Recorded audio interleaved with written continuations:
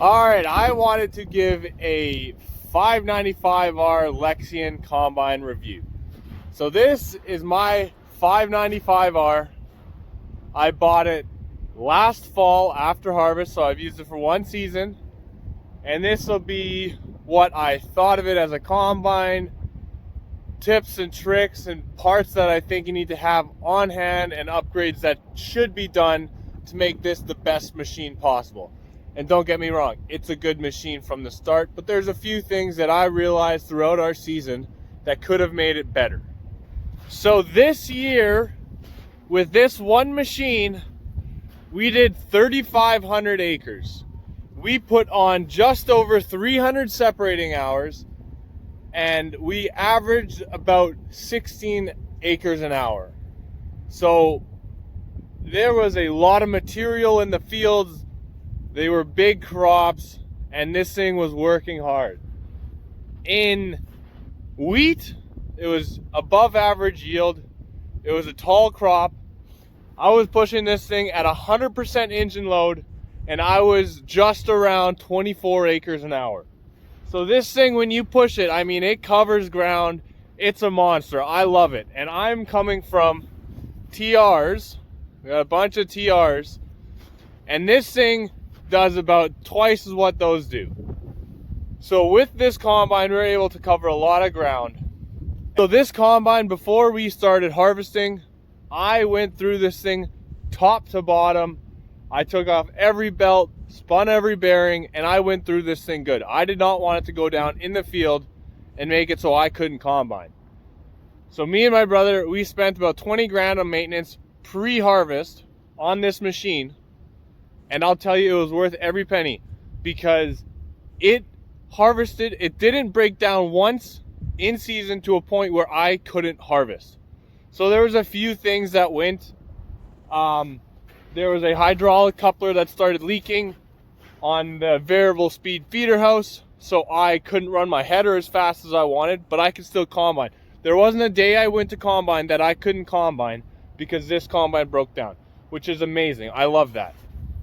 It's got the HP feeder house, which allows this deck plate to pivot so we can pitch it forward in beans to cut them off low, or we can pitch it back in corn. Whatever we need to do, that's really nice. Where we live, it is historically wet.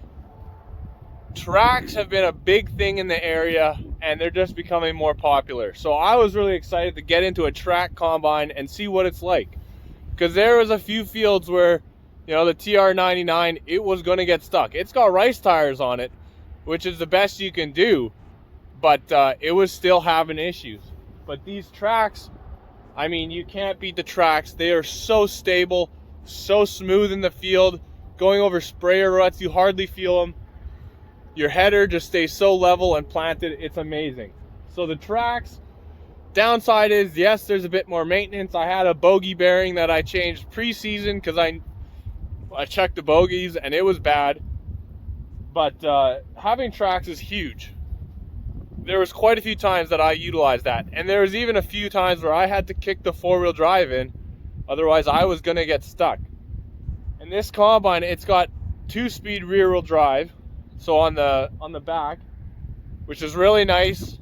And what I will say about tracks is that this thing steers like the Titanic. This thing's like a battleship. It does not turn. You have to have a 40-foot header, otherwise you're not going to make that turn. Some guys, what they'll do is they'll actually keep the four-wheel drive on to help push you around that circle, but I don't want to keep it on for that often, you know, and create wear. But they do turn wide. These are not nimble machines. So now anyone not familiar with a Lexion is going to look at this thing and wonder what is going on.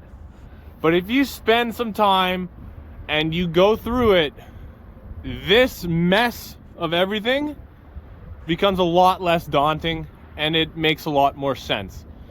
For every operation on the machine, there's probably 2 or 3 belts that run it, but you figure out the way the power flows and it works well. This is a 2-speed feeder house, or not 2-speed, but variable speed feeder house, which is a nice option to have. It allows you some flexibility, and what I really saw it help in was sunflowers. I was trying to slow down the header because otherwise it was kicking heads out.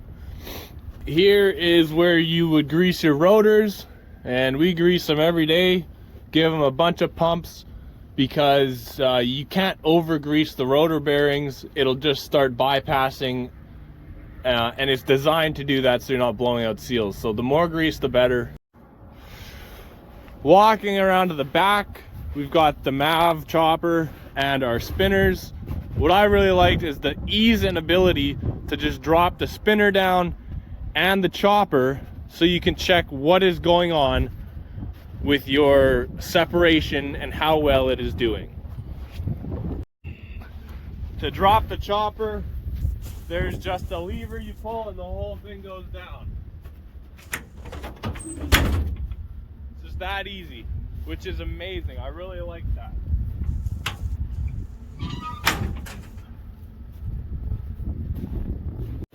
When I was working on the machine, I completely rebuilt the chopper.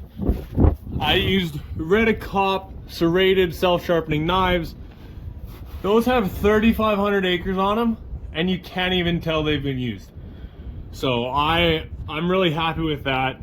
As well, with that MAV chopper, other than wind, you're spreading 40 feet wide, which is really quite good for a simple chopper that doesn't have spinners on it, which the newer combines does. And for anyone watching, if you're comparing this to an X9 or a 780 like claws, or even the new 8700, like, this obviously doesn't beat it. I'm talking anyone looking to upgrade from a 90s or early 2000s combine, or get into something that has some real capacity, this is going to be your cheapest, best value option. The hybrid rotor cylinder design gives you a lot of flexibility when it comes to separation. So you can adjust your cylinder, you can adjust your rotor, and you can adjust your sieves all separately. So that's really nice to help finely tune things in. It was a bit of a learning curve for me, being a first-time Lexion user, but after I'd been in each crop and went through the paces to set your combine properly, it worked really nicely.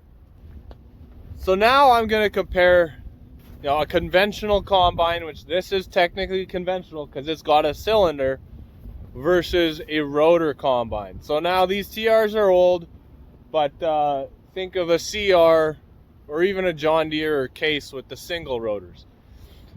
A rotor combine is going to perform best in good conditions. A TR or a CR 9090 will beat this combine in optimal conditions. But where we live, conditions are often not optimal. With a cylinder conventional combine, you're going to be able to go harder early in the morning and later at night, because the dew is going to affect separation less.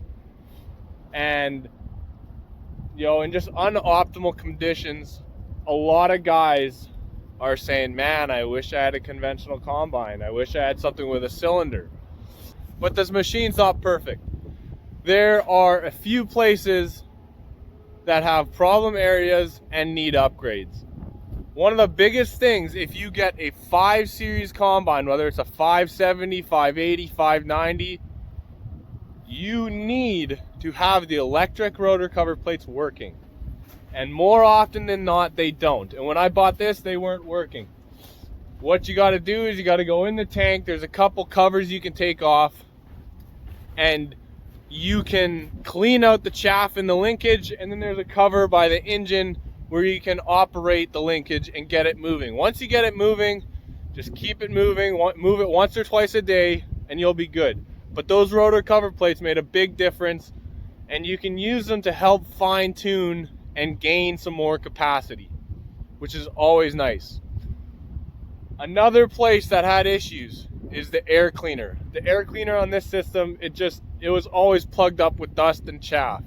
So next year, I'm gonna get a Turbo 2 or Turbo 3 pre-cleaner and hook it up onto the air box, and that'll make a big difference. It was always plugged, and that's a pain.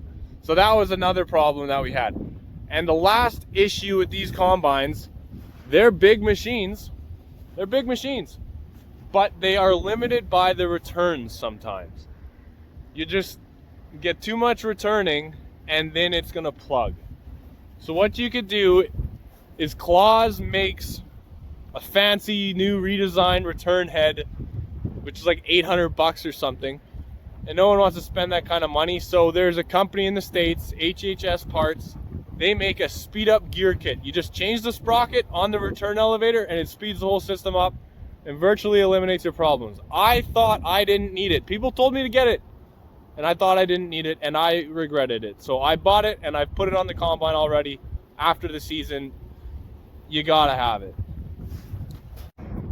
This is your return elevator and this is the new sprocket. It's 1 or 2 teeth smaller and it speeds it up just enough to make all the difference. So I think that's a very good upgrade and only costs 100 bucks, which is well worth it. This side of the machine, there's a lot less going on. You got your variable speed for the rotors up there, variable speed for your cylinder, and then you got the cylinder with the 2-speed gearbox on it, your fan drive. But this side's a lot more simple. If you are going to be running these combines, there's a few things you should have on hand just to make sure you have little downtime as possible. You're going to want shear bolts, especially if you're running a Claus header. We ran a 1200 Max Flex on this, which has the same shear bolts as what's in the unload auger drive. So you just buy a bunch of shear bolts, you're good to go there. You're definitely going to want to keep an impeller belt on hand just in case, because if you're going to plug it, that's likely where you're going to have an issue. The other thing you're going to want to keep on hand, on these variable speed drives, there's a hydraulic coupling that connects this hydraulic line through a bearing to the little piston that moves this shiv in and out. That's kind of been something else that's known to go. That went on us this year. It didn't stop us from combining, I just had to slow down a little bit. But keeping one of those on hand, it's 5 minutes to change and it can save you some time. That silver piece right there is what, just that tip you can get. I really like this compartment. It's a nice place to store things. I'll keep extra guards and stuff there. And then some parts, I'll keep a socket set here and then my toolbox. And the battery's accessible. Now moving into the cab, I mean, it's nothing special. It's not a huge amount of room, but there's definitely more room than I would be used to coming from a TR combine. Nice buddy seat that my wife and son can come sit in here with me, which is awesome. I really like that. And here I have all the controls. I really like this. It's nice to have all your controls at your thumb. And then, you know, separator, feeder house, 4-wheel drive, fold out the hopper. Here's my gears. And then this is the CBIS. So on the 5 Series, the CBIS display is pretty clunky. But it gives you some information, which is helpful. And then I mounted my GPS right here, just because then it's low and out of the way and it just looks clean. So then you can scroll through things and just change all your settings. But the CBIS is definitely a lot nicer in a 7 Series or even now the 8000 series. Up here we have our radios, you know, your climate control, your lights. And then this is kind of, I guess, a fridge. It just, the AC pumps into this compartment, keeps your drinks cold. Speaking of which, I guess I left a water bottle in here. My wife will be looking for that. But so that's kind of nice. And then you have storage under your seat. And then underneath this seat, I have all my manuals. Since me and my brother bought this combine, my dad has now gone out and bought a 595 as well. So we'll be running 2 595s next year, which is awesome. Overall, I've been really impressed with this machine. I learned a ton over this season. And I look forward to taking what I learned, making improvements, and doing better next year. And you cannot go wrong with getting a $595. The price point that they're at, you just get such good value for your money. I mean, you're picking up one of these for $150,000 to get a Class 9 combine. That's huge compared to spending $700,000 on a Class 9 combine that they're releasing nowadays. I just, bang for your buck, this is it.